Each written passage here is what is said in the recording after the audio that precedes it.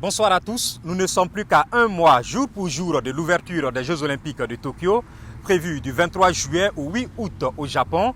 Les différentes délégations ont commencé à fouler le sol japonais sous un strict respect des mesures anti-Covid-19.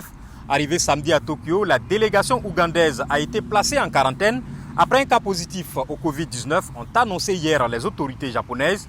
Les 8 membres de l'équipe ougandaise qui accompagnaient un entraîneur testé positif à sa descente d'avion à l'aéroport de Tokyo ont été déclarés cas contact et resteront donc placés en quarantaine jusqu'au 3 juillet. Les membres négatifs de l'équipe ont été autorisés à se rendre dans leur camp d'entraînement à Izumisano, près d'Osaka, tandis que leur entraîneur a été isolé. Il s'agit du premier cas positif concernant un participant au JO.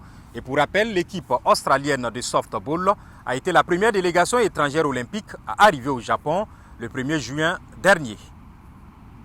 Elle sera aussi de la partie des JO de Tokyo. Parmi les athlètes des équipes de réfugiés figure Luna Solomon qui n'avait jamais imaginé qu'elle participerait aux Jeux Olympiques. La tireuse sportive de 27 ans est arrivée en Suisse en provenance d'Érythrée en 2015 et a été retenue dans l'équipe des réfugiés du CIO pour les JO de Tokyo. Suivez ce reportage de nos confrères de Reuters que j'ai repris pour vous. Luna Solomon vise Tokyo.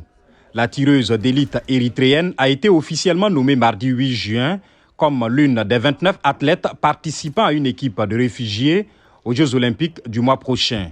For the sport of shooting, Luna Solomon. Mais ce fut un long voyage pour la jeune athlète de 27 ans qui vit et s'entraîne désormais en Suisse. C'était un long voyage, mais grâce à Dieu, c'est déjà bien passé. C'était un risque de mort, les voyages, un voyage noir.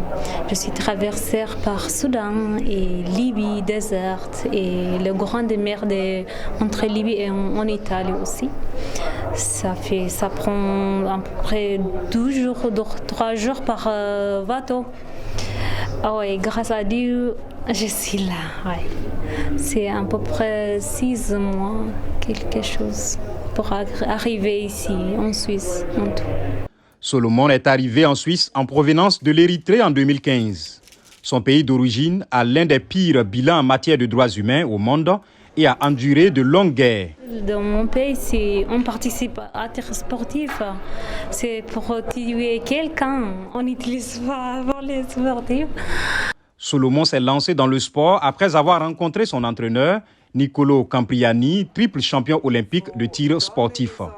Il souhaite qu'elle ait une médaille, mais espère surtout qu'elle va inspirer d'autres enfants. Ce serait génial d'avoir un enfant pointant à la télévision et disant « J'aimerais être ce type ». Et ce type n'est pas médaillé d'or. Je pense que c'est tout à fait dans l'esprit olympique. Le Comité international olympique a dévoilé sa première équipe de réfugiés aux Jeux de Rio en 2016. Cette année, des athlètes de pays tels que le Soudan du Sud, la République démocratique du Congo, le Cameroun, la Syrie et l'Afghanistan y participent.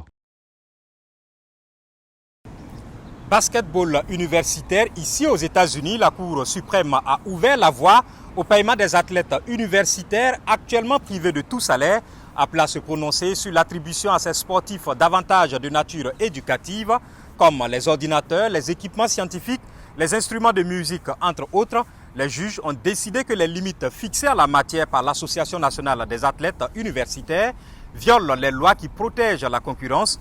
Ils ont rappelé qu'en 2016, les premières divisions de football américain et de basket universitaire ont généré 13,5 milliards de dollars de revenus. Pendant ce temps, les sportifs bénéficient seulement d'une prise en charge du coût de leurs études et parfois d'une prime de performance plafonnée à 5 980 dollars par an. C'est tout pour cette rubrique sportive. Merci à vous de l'avoir suivi. On se retrouve la semaine prochaine. Au revoir.